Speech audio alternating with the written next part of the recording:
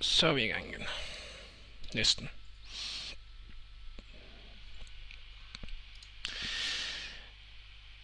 Jeg synes egentlig, at vi har fået valgt nogle gode turneringer til det. Både med almindelig speed og turbo og knockout og så videre. Så vi kom lidt omkring det hele. Det er rigtig godt. Det er også rigtig fint at kommentere næsten samtlige hænder på den måde, som vi gør. Fordi det får mange af de hænder, som faktisk er klubet, og nogle jeg er lige ude af at kigge på, men jeg kan da godt se meningen i det hele. Der er sikkert også mange hænder, vi spiller ens, men ikke af samme årsag. Ja, lige præcis. Altså, man kan godt spille en hånd perfekt, men har haft de forkerte tanker og har spillet den perfekt af de forkerte grunde. Så det er tit en god idé at få sat ord på.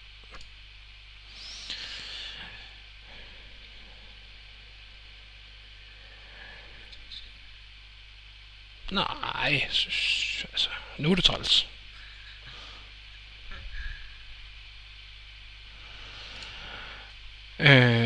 Men det er da flop, jeg vil se bet næsten 100% på, også selvom jeg ikke har en hjerter, fordi hvis han ikke har en god hjerter eller top bare, så er det ikke særlig fedt for ham at spille videre på, ude af position, uden initiativ.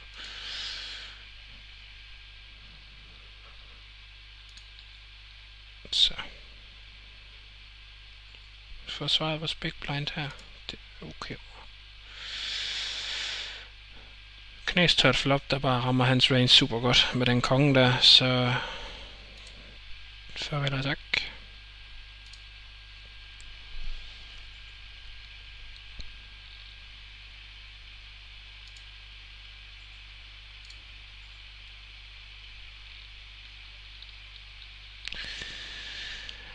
Her kan man argumentere for at åbne, når man kan, altså click raise for at induce et eller andet, men det virker lige så svagt at skubbe, synes jeg, og jeg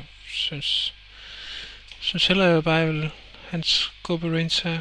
Og Sådan en situation, jeg godt kunne have sagt 2.000, og så håbe på, at en, der skubber hele vejen rundt. det kunne man også induce med, og jeg kunne også have sagt 4.000 og have håbet, der var en, der var skubbet. Altså, de to her har jo stacks til det. Ham jeg kunne godt have fundet på at skubbe. Men de andre er ikke særlig sandsynligt, at de vil komme over toppen og skubbe. Og altså, det virker jo lige så svagt at skubbe, som det gør at click race. Når vi click race UTG med en stack, hvor vi ikke har ret mange click race folk hænder, så er det mere oplagt bare at skubbe her. Og han kalder nok stadigvæk med hans store S6 Broadways mellempar, altså mange af de hænder, som vi er foran. Og click racer, jamen, så kalder ham her stadigvæk ret bredt, og så får vi selvfølgelig 2.000 ekstra, men der kan også nemt komme flops, hvor vi ikke synes, det er særlig fedt lige pludselig, og lige med damerne er det ikke så stort et problem. Selvfølgelig træls, når der kommer, det er så en konge derude, men omvendt dem har vi jo rigtig mange af i vores range, så det er ikke nogen, hvor han behøver eller burde spasse ud på. Så. Og vi har nok en aktiv spiller her, men det bliver nogle åbninger alligevel.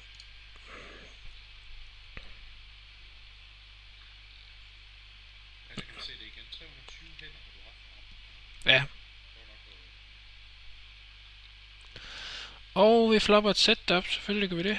Så vi fortsætter. Han har mange knækdame, dames, damekonge, ting han kan kalde med. Det havde han så ikke den her gang, desværre. Det gode er, når vi flopper det sæt dem, så blokker vi ikke for de damer. Havde vi haft en dame, så har han ikke ret mange dame X, som vi kan vælge fra.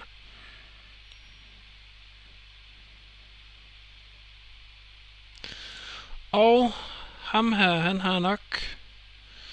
har selvfølgelig nogle SX. Vi blokker for damekongen, som man måske også folder. Har lidt flush draws, man har rigtig mange pocket pass, så man folder nu, når vi ser bedre. Og ham han kan have det hele, og han folder også rigtig tit. Når vi ser bedre ude i to personer på S-højde, så skal han have godt S for at kunne fortsætte. Flush draw fortsætter han også med. Og lige nu giver det ikke rigtig mening for så bedt, fordi at han kalder stadig med et S, og vi drawing det til hans flush draws. Damen kan vi få ham til at folde men den udgør ikke en lige så stor del af hans range som hans flush draws og E6. Det var godt kort for os. Nu folder han helt sikkert damen, og han folder nok også et S, og vi ville spille alle vores, eller det passer ikke, at vi vil spille alle vores draws på den her måde, men det vil give mening, at vi nogle gange tjekker, at hvis vi samler en flush draw på turn, så tjekker den. Så vores historie hænger fint sammen med, at vi better sparen. Så nu kan han folde både damen og S'et, og der han rammer ikke lige så mange flushes nu, som vi gør. Fordi at mange af de flush draws, han havde, det var med 2 spar. Så de havde allerede ramt. Så jeg tror, den river, den forbedrer os bedre. Jeg tror, det ikke giver ok mening, at vi vil spille et par mands bar på siden på den måde, for eksempel.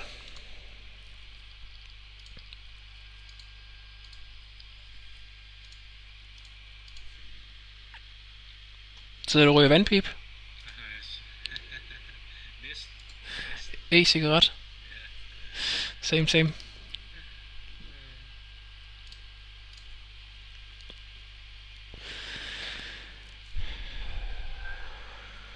30 af 35 lægger vi, men en double up, så er vi over average. Så.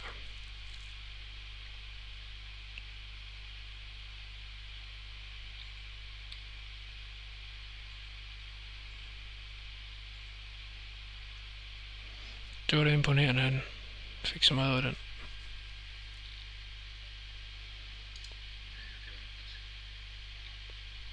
Men ja, de der stats der, det siger også bare, at han vil spille alt for meget. Det kan han ikke rigtig administrere.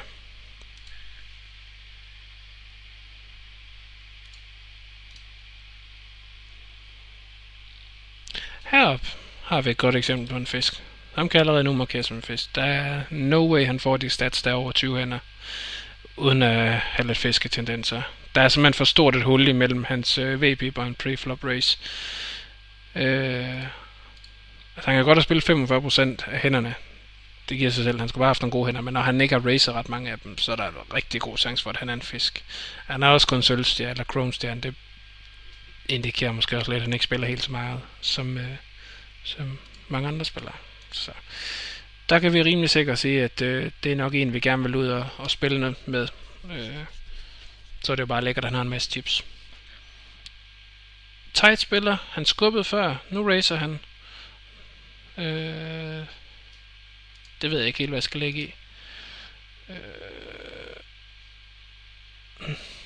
Det var dog frygteligt. Men det er ikke complete race, han kan ikke re-races. Jeg tror, vi er nødt til at kalde det her. Fordelen ved, at han er med, det gør der. Fordelen ved, at han er med, det er, at vi kan forvente, at han spiller ret ærligt. Fordi at der er ingen grund til for ham at race eller bet for at få os til at folde, hvis han alligevel ikke kan slå ham her. Super. Så slår vi hans konge. Så det var fint. Men når han er med, han havde ikke et complete race, så han kunne ikke skubbe, når vi kaldte. Og vi kan forvente, at han spiller ret ærligt postflop, fordi at han ikke kan vinde potten ved at få os til at folde, uden at kunne slå ham, der var all in. Vi racer her, og har det fint nok med, at han kommer med.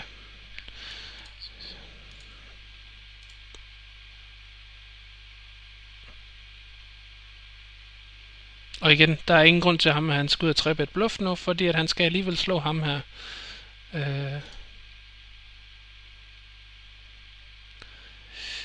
Og på samme måde, vi har ikke rigtig nogen grund til at se bet den her, som vi ellers ville, hvis ikke han har været med, for vi vinder ikke potten ved det, uden at kunne slå ham der. Så vi spiller ærligt mod hinanden. Kongen har også en god hånd. Specielt når ham der, han har 6-7. Men vi vinder ikke over ham der. Nå, det gjorde vi så. Men der er ikke rigtig nogen grund til at bluffe, fordi vi skal alligevel slå en anden spiller for at få potten. Hvis vi havde noget, så better vi selvfølgelig for at bygge en pot, eller en side pot. Så. Men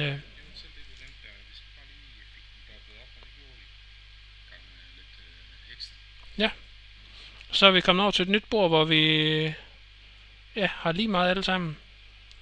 25 big blind cirka. Så.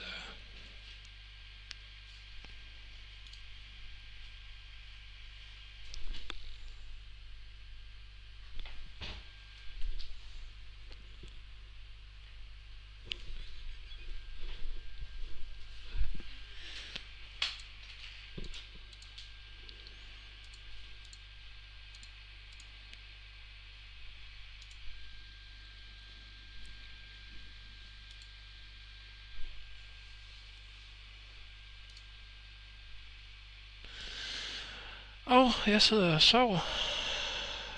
Den her Limpepot, Limbo OTG. Jeg folder ikke til 100. Bare fordi der ligger det sted, som han selvfølgelig sagtens skal have. Han kan også sagtens have et par. Men han kan også ingenting. Altså. Og det havde han også. Den her synes jeg egentlig bare vil limpe. Og her forsvarer vi. Og jeg skal lige passe på min tidsbank, kan jeg se. Det er lidt ærgerligt, den lige er rendt derned. Så er det lidt begrænset for mig at nå at snakke om hænderne i den game. Så samler vi et godt setup op. Vi har S høj, som kan være god. Så vi better. Det er et bord, der rammer os væsentligt bedre, end der rammer ham.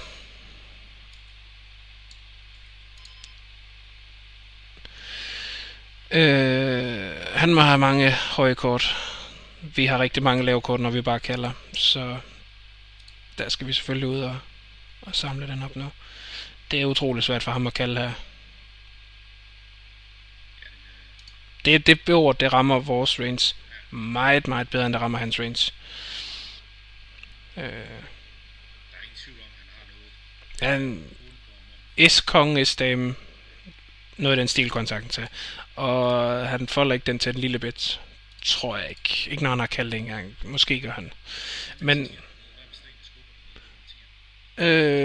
så kommer vi nok all in. Den folder ikke.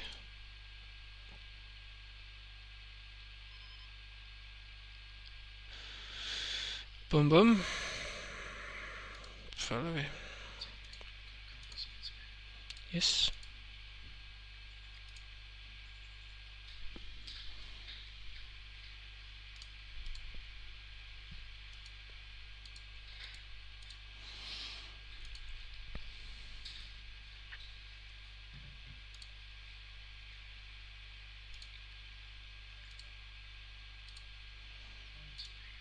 Vi limper hernede, og det gør vi, fordi at vi ikke lyst til at race, hvor han så skubber. Vi må folde en god hånd, og vi kan fint limp kalde en spiller nem postflop. Og det giver ham mulighed for at bluffe med en masse dårlige hænder. Når han har ramt, han kan selvfølgelig godt have ramt kongen, han kan have ramt noget, der er bedre. Nu kan han også have ramt S og en flush draw og så videre. Kongerne bedre nok ikke videre med nu. Så tit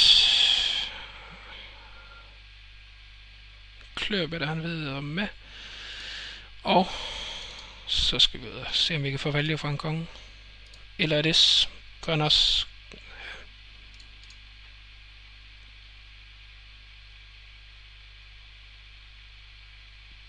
Kan også en som til at bluffe. Vi folder i hvert fald ikke her.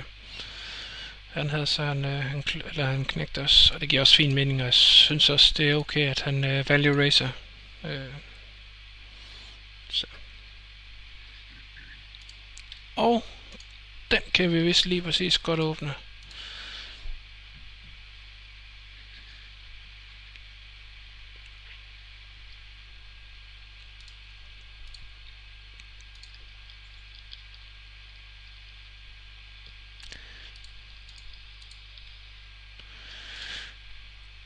Men når de sidder med de her lige omkring 20 backblinds, så har de ikke rigtig så meget manøvrerum. De har ikke rigtig.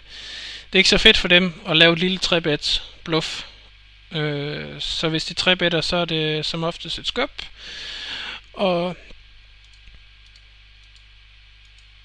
det vil nok være en linear range, altså fra toppen af, og så ned til et eller andet sted omkring konge, dame, konge, knæk, suited-ish, pocket pairs og så videre. Der er ikke så mange af de der mellemhænder, som det vil 3-bet bluff med. Fordi det er et dyrt bluff. Så de spiller rimelig ærligt.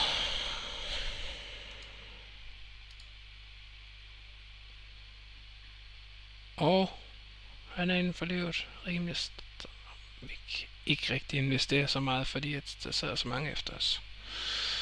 Selvom det var ret attraktivt for 5 big blinds.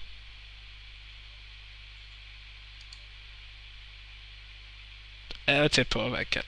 Men her, vi kan godt kalde og set mind over 20 gange det her. Vi skal investere, og dem der sidder bag os, ham her, han kunne godt squeeze, men så igen. Hvor tit gør han det, når han er sådan tight en? Forfærdelig flop til vores hånd. Måske en lidt okay flop til vores range.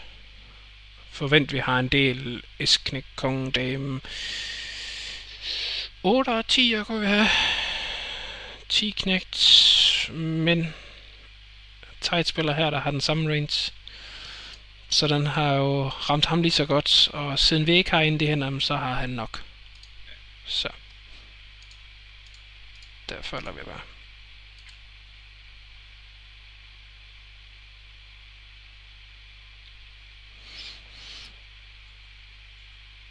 Han kunne godt finde på at tjekke knægten.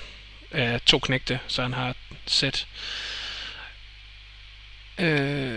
Måske et overpar. Fordi det er ikke særlig fedt at blive kaldt, men han vil gerne ind nu, måske. Så er det knægte. Bare en knægt. Det er lidt mærkeligt, at han ikke bare se bedre næsten, men nu gik det jo fint. Men ja, han forventer nok ret tit, at hvis man har en eller anden form for draw, at man så vil bette den. Men det er bare, rammer Saftsus også vores range fint. Så det ved jeg ikke helt, hvad jeg synes om. Så vil jeg argumentere for, at når det rammer vores range fint, så er det bedre for mig at bluff catch. Så det er vel okay.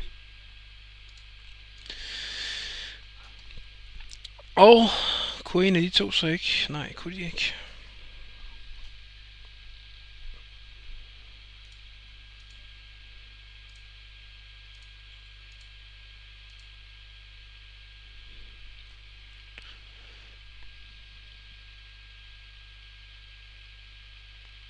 Syv-5.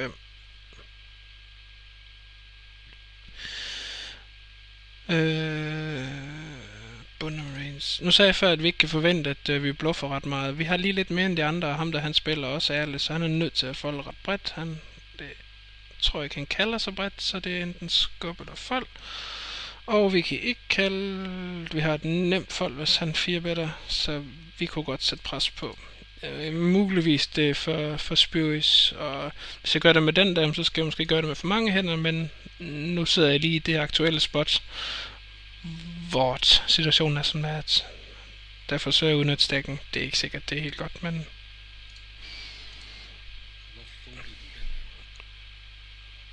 Fordi jeg er ude af position uden initiativ, og mod en måske tight spiller fra en position, der gør, at han bør spille tight. Suited connectors, den rammer måske et draw, og måske et par. Det er sjældent, at rammer meget mere end det, og der vil vi egentlig hellere spille mod en bred range.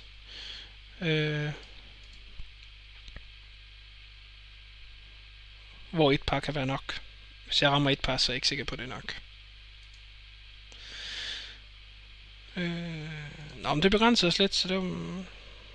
Men okay, vi kunne også have chippet op med det.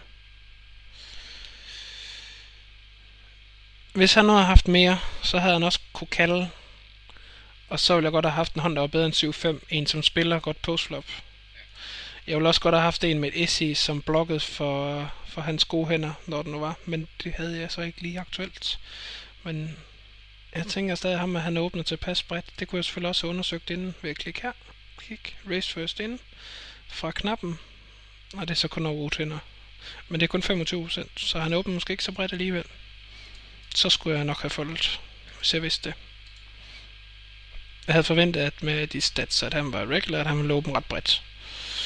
Netop fordi vi nok spiller tight her. Eller ærligt.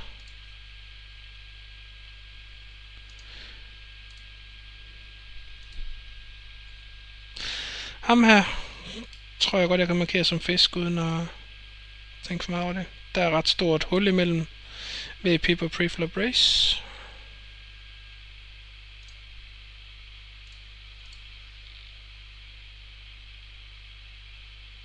Så begynder han at lave løjer. Det har han også råd til. Ham der spiller nok ret ærligt. Han har kun 20 big blinds nu, så det er ikke ret tit et kald, men fold og skub.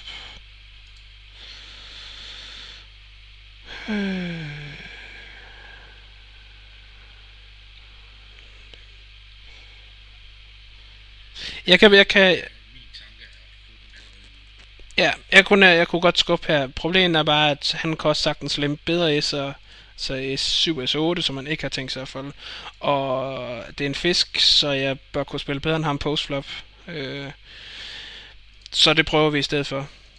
I stedet for at risikere hele stakken mod en fisk med en dårlig hånd.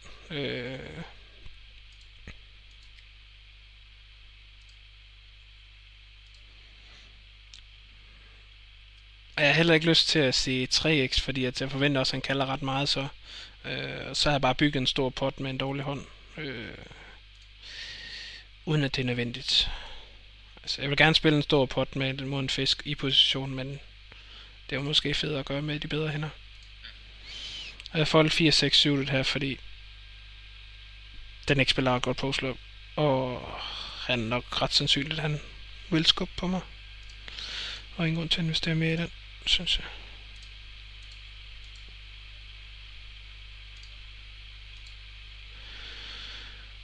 Han åben skubber for 19 big blinds. Stram ren. Der kan du også forvente, at han har en ret god hånd.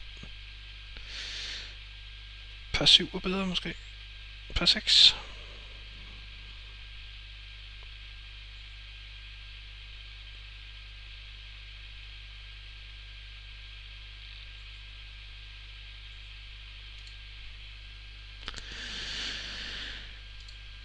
Og så er det vores tur til at skubbe hernede.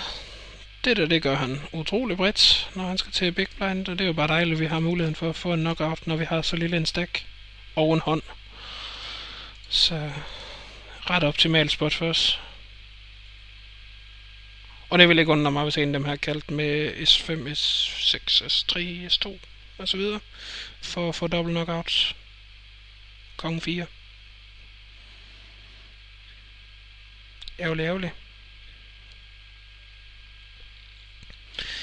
Men igen, knockout, det er en 27 dollars turnering. Det er ligegyldigt, det er knockout, så konge 4 off. Jo.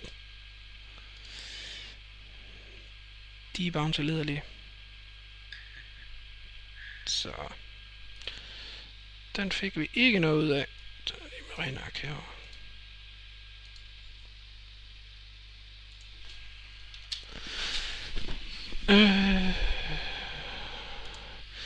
Der er næsten ingen grund til at finde en afløser. Fortsætter bare med 3 bord. Du skulle stadig have klokken 3, ikke? Ja, så tror jeg egentlig bare at spille dem her færdige, og så tager jeg lige en pause. I stedet for at fortsætte grinden. Så. Der er også masser at spille dem endnu.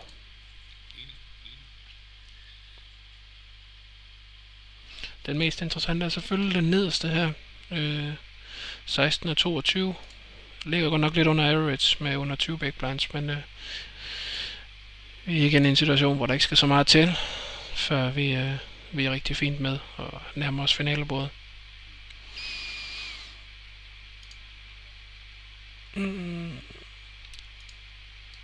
Kan vi ikke gøre noget ved. Det er vi os alle sammen stort set lige ved bordet.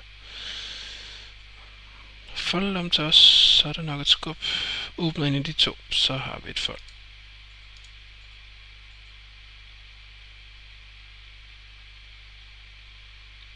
Den er så langt bagefter, når vi bliver kaldt, altså. Den er ikke...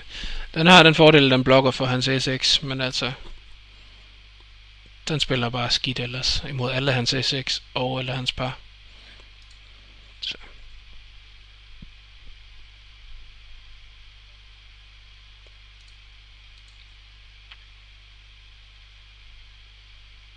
Det her det er også bunden af min range. Altså jeg vil ikke åbne S9 off for eksempel. Så.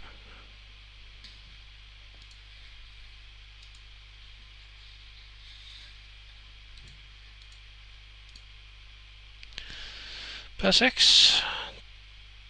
Den kommer vi ind med. Gør vi ikke.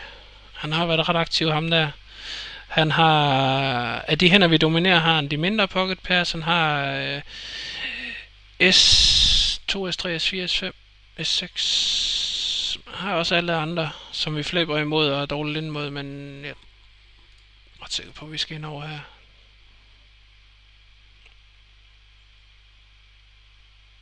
Det gik. Ja, prøv at se, det var sådan en af de hænder. Ja.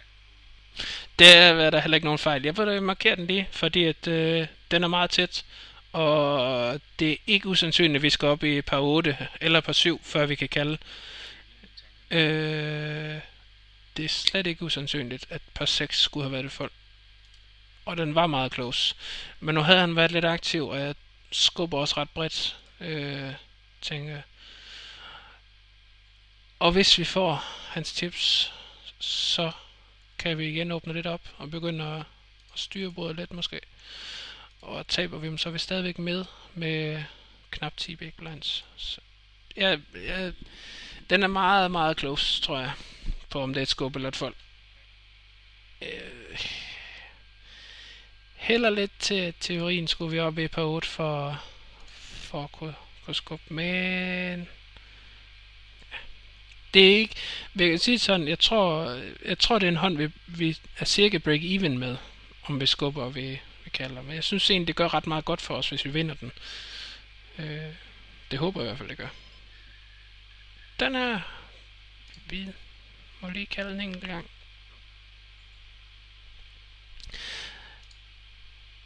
Så har vi en situation her. Vi kan ikke rigtig folde den. Den er næsten for god, hvis han skubber nu. Vi har masser af fold equity. Så hen mere... Ja, præcis. Vi har ikke en midhand.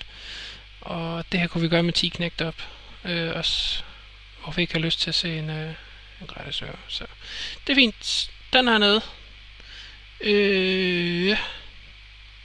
Det kunne godt bare være et stil for ham. Vi forsvarer os.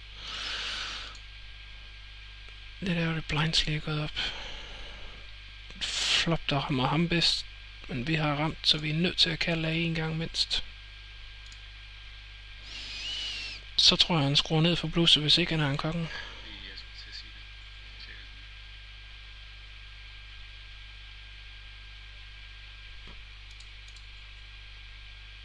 Flushstop er han også tjek. Ja, men jeg tror, han tjekker S bag, og hvis han better dem, så er vi slået.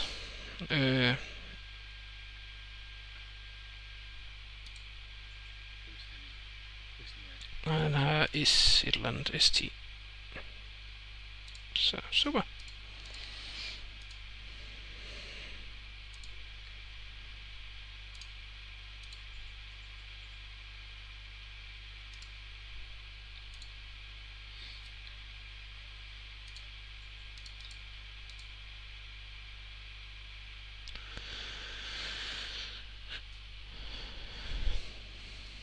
Her følger vi.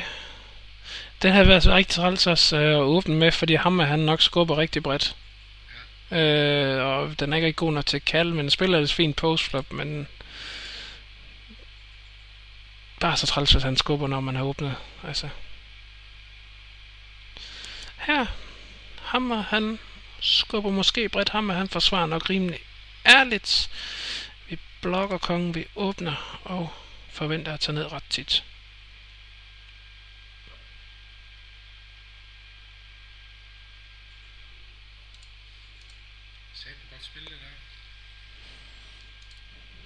Det er jo også nemt, hvis de lige har de dårlige hænder, når jeg åbner. Og nu har han lidt færre big blinds, så han skubber nok lidt mere. Ham her spiller nok ærligt. Ham er heller ikke særlig meget manøvrerum. Vi blokker S, og vi er nok nødt til at lægge pres på. Det er dem, der skal tænke på, at de kan ryge ud. Nej, det er nemlig transport, David. Han har ikke specielt meget forlæggelse, så han bør gøre det relativt stramt. Han kan godt finde på at gøre det lidt løsere, men den spiller bare dårligt mod hele hans range. Så vi vælger at lave et ret stramt fold. Det er jo trods alt også bunden af vores range her. Og det vil betyde ret meget for os at tabe den, i forhold til at vinde den. Så den giver vi op.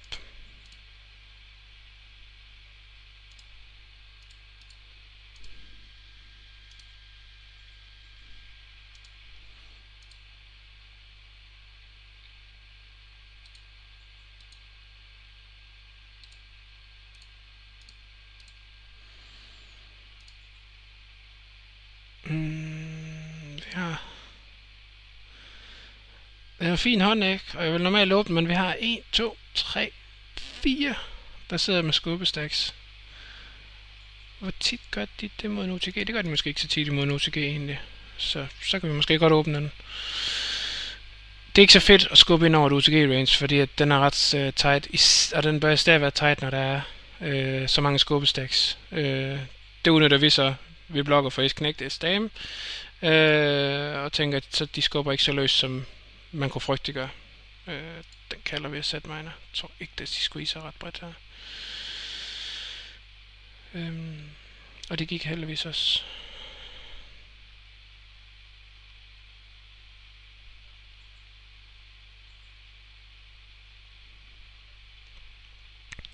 Ham heroppe, han kalder med alle hans draws. Han kalder med en dame, han kalder nok også med en 7'er. Vi har tit en dame, vi kan have par 6 ud af 7, men jeg har ikke lyst til at bluffe med et underpar, for jeg kun... Altså jeg trækker så tyndt. Den havde selvfølgelig en fordel, at den kunne samle en flush draw op, den kunne samle en straight draw op. Nu kunne vi egentlig godt være foran. Og vi beskytter os imod ham hers SX-hænder. Og det er fint bare at tage ned. Og den her, den er god nok til at skubbe, tror jeg. Den kan vi også lige markere bagefter. Jeg kan ikke huske, om jeg fik den anden markeret. Den med 6'eren, det gjorde jeg ikke. Den skal jeg lige have fundet og markeret også.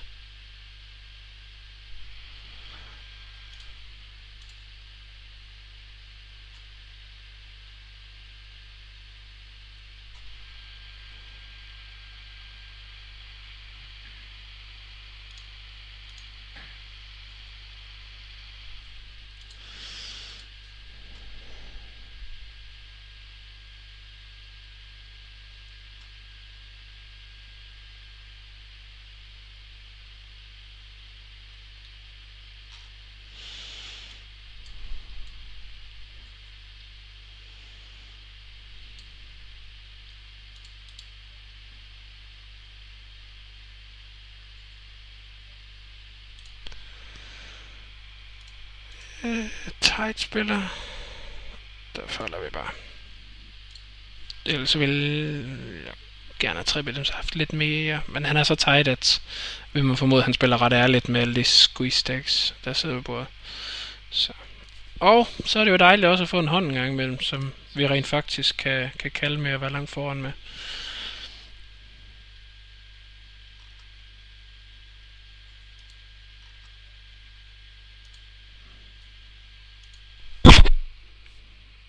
Så skal vi ikke bare satse på, at det er nu, at de så rent faktisk skubber. Det er ret oplagt spot for dem i hvert fald.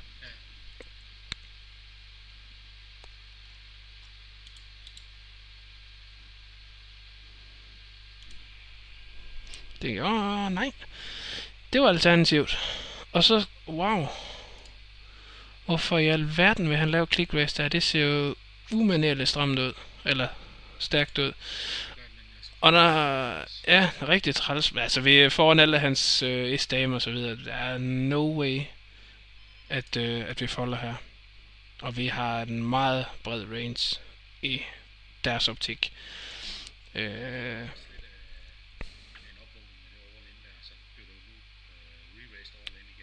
jeg tror ham, at han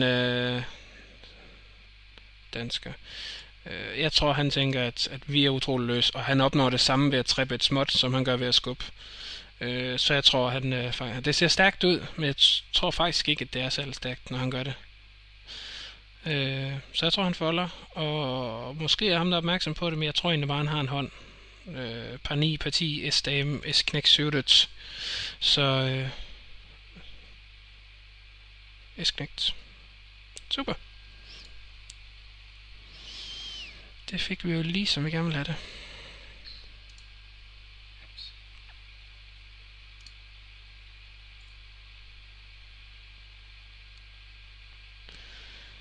Så er vi nummer 2 af 13. Ja, nu har vi glemt den der fulde hus der. 10 træer, hvor rammer 5'eren på røveren til rød. Hvad for en siger du? Ja, lige præcis. Den hvor Ja, jeg kan godt huske den.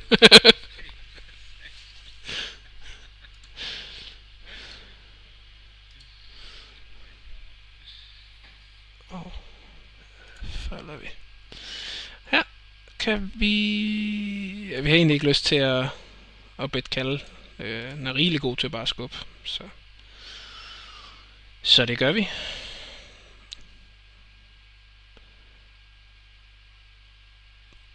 Vi skal nok ramme.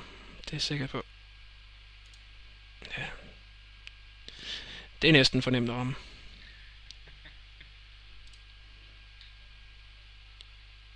Og imod ham der. Det må jo ramme ham væsentligt bedre, end det rammer os. Han er racer, og vi bare har kaldt. Derfor bedder han også småt. Han har stærkere range, end vi har. Det er også fristende at skubbe den der. Men vi har ikke nok blinds til at sætte mig her. Jeg sagde, at vi skulle helst 20 gange det der. Mindst 15 gange det her. Men der sidder de to her. Hvis vi kalder, så er det jo et kæmpe incitament for dem at squeeze. Altså skub. Fordi de samler så meget op, hvis vi folder.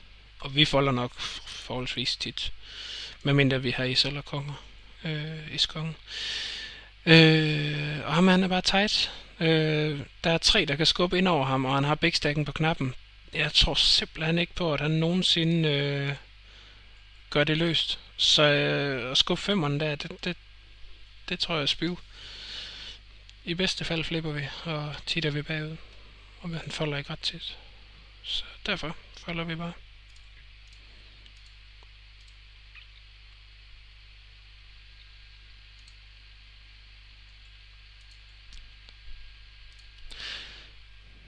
Hvis vi ikke kan lave tips ved at kalde eller ved at race, så kan vi lige så godt bare få den. Ja, og tæt er vi på finale, hvor vi er ved at være tæt på. Det er godt nok træls, de sidder der med deres squeeze stacks. Det er os, der burde lægge pres på. Men man bare forventer, at de skubber rigtig løst. De har stadigvæk lige præcis full equity. Jeg vil gerne have åbnet, når den blokker der. Men det er bare så ærgerligt, når jeg ikke kan kalde. Altså. Det kan godt være, at det skulle have været et racefold, hvis de så skubbede. Omvendt så, når vi folder, så får vi også stramme vores image en lille smule op. Og igen, altså det er en fin hånd, ikke? Men hvor tit er det lige, at de bare click-racer eller limper. Ikke ret tit, det er jo skub. Det er jo kun ham her, vi kan spille imod. Så. Og så om ikke vi kan få en bounty heroppe. Med skang suited. Ham her har jeg slået op tidligere. En god spiller, ser det ud til.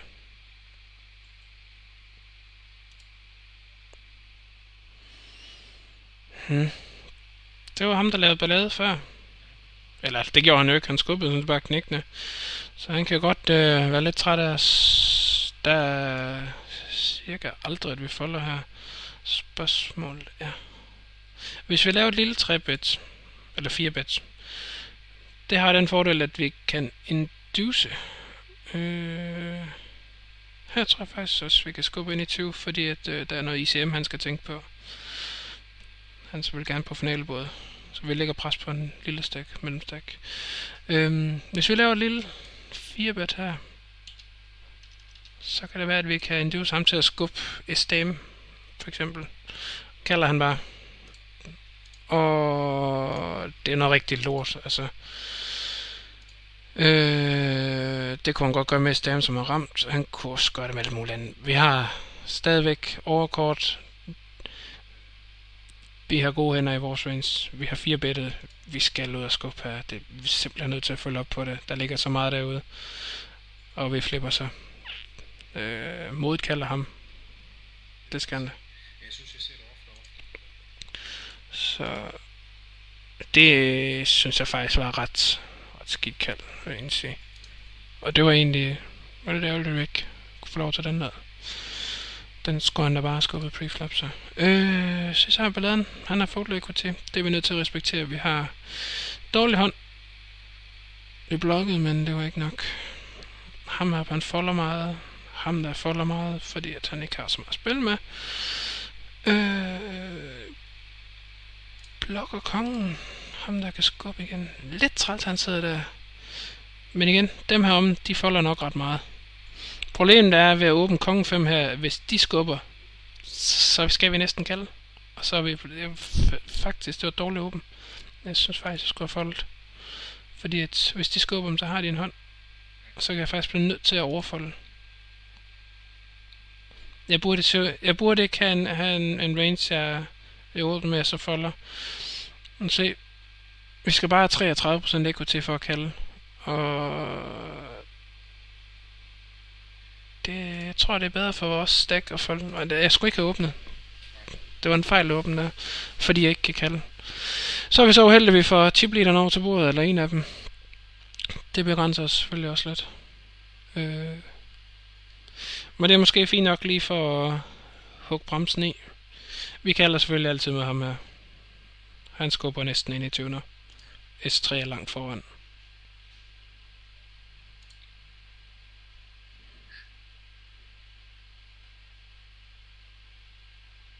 Super.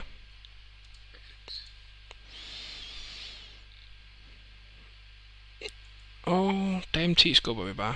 Vi har ikke lyst til at... vi har ikke lyst til at bet for så at kalde. Men vi kan fint skubbe den profitabelt.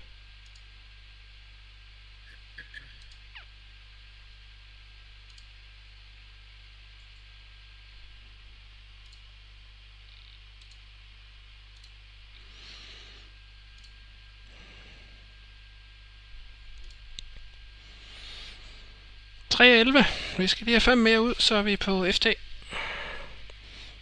Det når vi nok ikke helt inden du er nødt til at smutte. Nej, desværre.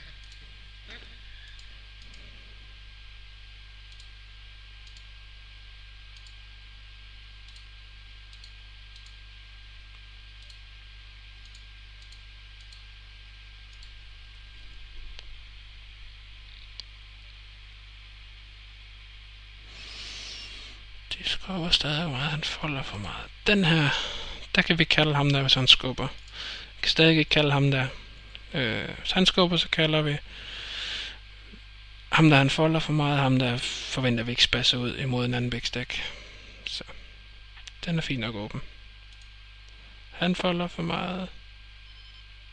God spiller.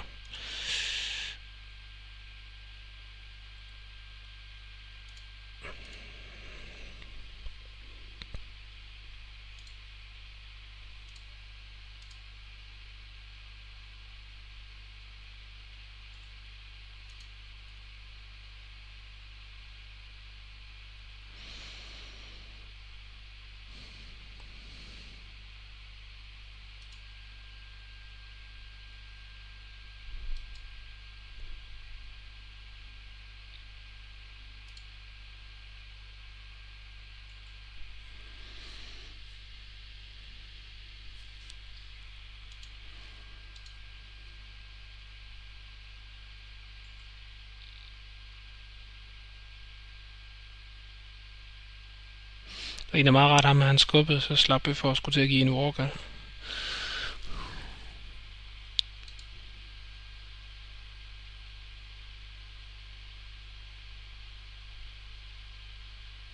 Og det er ikke en hånd, jeg vil åbne her. De har begge to fold til, hvis de skubber, og jeg har kan se ud som om jeg har en bred range for knappen. Det vil jeg selvfølgelig også have, hvis jeg åbner den der. Så den kan jeg ikke kalde med.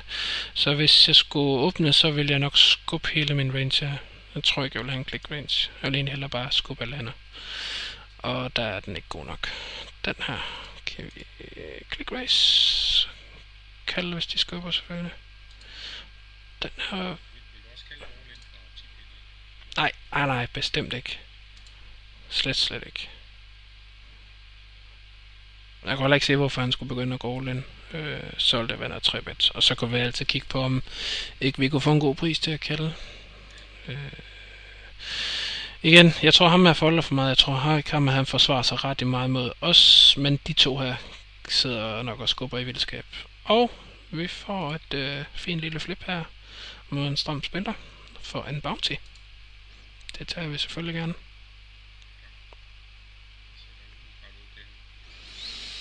Ja, det gik.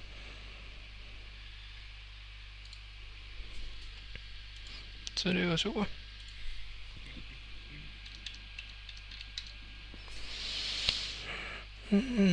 Så ham der kan vi kalde, og de andre tror jeg ikke så meget. Vi kan fint åbne her.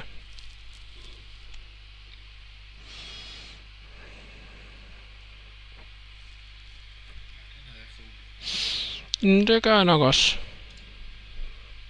Han skubber rimelig bredt, men den er ikke god nok til at kalde med. Så har vi situationen her, vi flopper S'et. Hvis vi better dem, så er det typisk S, et eller andet han kalder med, hvor vi er bagud. Hvis vi tjekker dem, så kan vi få ham til at bluff. Vi kan få ham til at value bet knægten senere, eller vi kan få value fra knægten, når vi laver delayed continuation bets. Og generelt så er det rart at have nogle svage S'er i vores range, som ligesom beskytter os imod hans bluffs. Hvis han har et bedre S, fint nok, så taber vi. Og vi taber nok med det hele til ham. Eller tæt på det hele. Den her, den må være god nok til at skubbe. Og så completed 10'eren. Han kunne godt have en 10'er, som han tjekker nu. Så det er faktisk nok det dårligste kort, der kunne lande derude.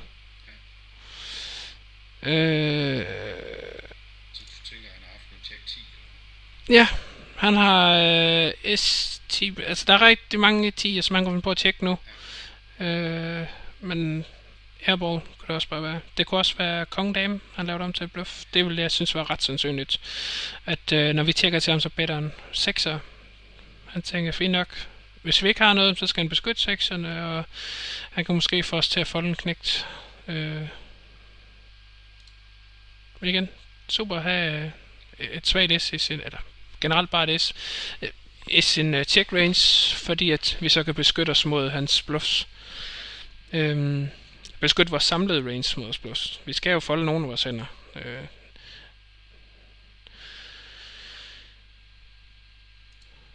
Det er klart, at hvis vi har S-knægt eller S-kong eller et stærkt S, så better vi for value af hans dårlige S'er. Så dem er vi ikke interesseret i at tjekke. Her, 8'erne. Det er dejligt pocket pass, men UTG race og UTG 1 skub. Hans range er så meget stærkere end 8'erne, og 8'erne er også rimelig langt ned i vores range, så det er selvfølgelig bare et fold. Den her kunne vi godt åbne os. Der er ikke rigtig nogen, der ser ud til sådan at vil træbe i vildskab, og vi kan kalde ham der, og de andre har vi rimelig nemt ved for pokker.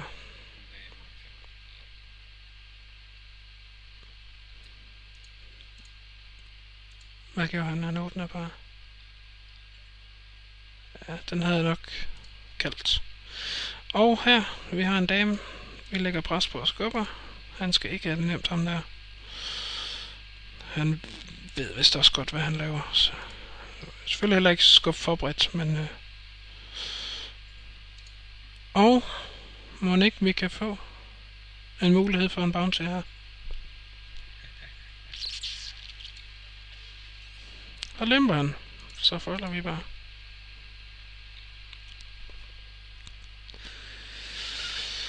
Han kalder. Det kan han både gøre med S'er for at induce en af de andre til at skubbe. Han kan også bare gøre det med et eller andet random.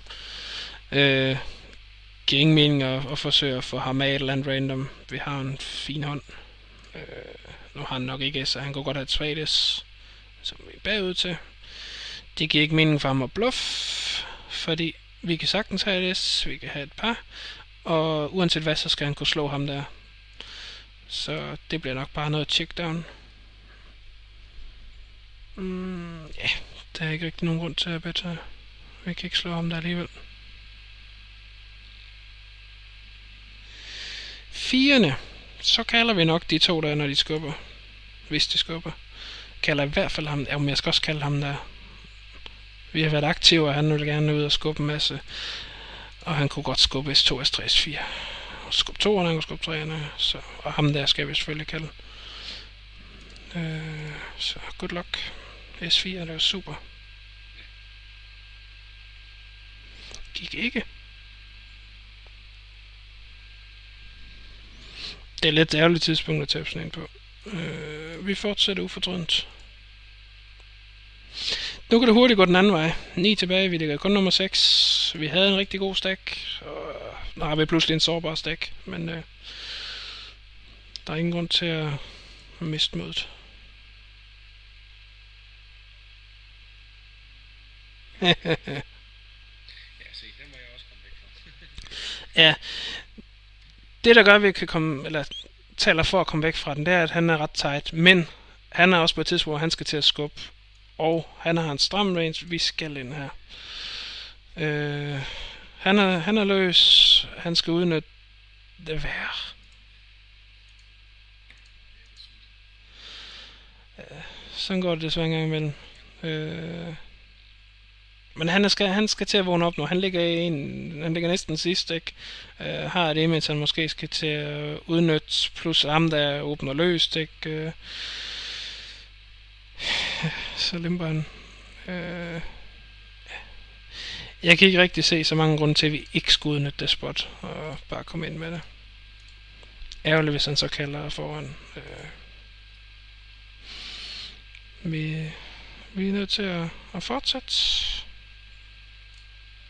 Og han ikke være så aktiv, men vi har også siddet og været rimelig aktiv. Han skal selvfølgelig forsøge at gøre bordet over. Ham der skubber ikke bredt, ham der kan ikke forsvares ret bredt, så det er kun os, han skal forholde sig til næsten. Og jeg tror også, vi skal ind over her. Jeg tror, han folder tilstrækkeligt til, det er fint. Han kunne også kalde med konge-dame med en fejl. S7 er også en fejl. Så fint. Og vi fik vores dobbelt op. Ja. S-knægt her, den er for god at 3-bet fold med. Den er god nok til at kalde med. Hvis han squeezer, så kalder vi selvfølgelig. Nå, det var godt, vi kom tilbage her, selvom vi lige var uheldige et par gange. Så super. Hvis vi better nu, så skubber han alle par. Også en 4. Så det gør vi ikke. Vi ser om ikke vi kan ramme et eller andet. Han kan stadig finde på at lave den op. Jeg tror egentlig, vi har den bedste hånd nu. Jeg er lidt bange for ham, der han kunne finde på at lave move, hvis han har en god hånd. Åbner her. Jeg synes ikke, vi behøver beskytte vores hånd. Vi har også nogle draws og nogle kort, vi har stadig den bedste hånd, så. Ja, super.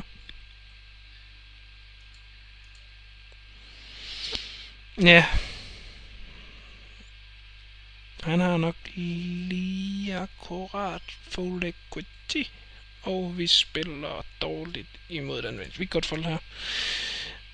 Så vi har et flip mod hans små par, og også næsten et flip mod hans S6, som gør, at vi kan kalde det, men han har altså også en del knægte og 9'er i hans range, som vi er håbløst bagud imod. Og ikke ret mange vil dominere, så derfor folder vi bare. Giver ham lidt credit, selvom han virker til at være ret god. Så. Der har været en situation, hvor stack den er ret spilbar lige nu, og hvis vi taber, så er den rigtig sårbar igen. Der er spot, hvor vi skubber, hvis den kommer om til os, så her folder vi bare. Skubber han 22 big blinds. Han er ikke interesseret i spillet også. Og igen. Vi er ikke interesseret i at bet kald, og den er rigelig god til bare at skubbe. Så det gør vi. Man kan sige, man kunne godt bet her for at kalde, fordi at de netop squeezer så bredt. Så de har en del 9-10, 9 knægt, 10 knægt, konge 10, konge 9, som vi er foran. Så derfor kunne vi godt bet kalde, hvis det var. De har også bare en masse S2, S3, whatever, som vi er bagud til, som de ikke kalder med, hvis vi skubber. Så den er sådan, den er måske lidt close, men jeg synes egentlig også, at argumentet for at beskytte vores stack, at vi behøver ikke at, altså det er fint nok bare til de blinds ned der, i stedet for at tage nogle marginale spots. Hvis vi taber dem, så er vi igen nede i en stack, hvor det er svært at spille. Så jeg synes egentlig det er okay at bare skubbe og være tilfreds med at tage ned. Yes, så gik der en time mere. Og så tror jeg vi runder af nu. Du skulle ind og hente børn. Det er rigtig nice. Det gør vi. Hyg dig. Hej.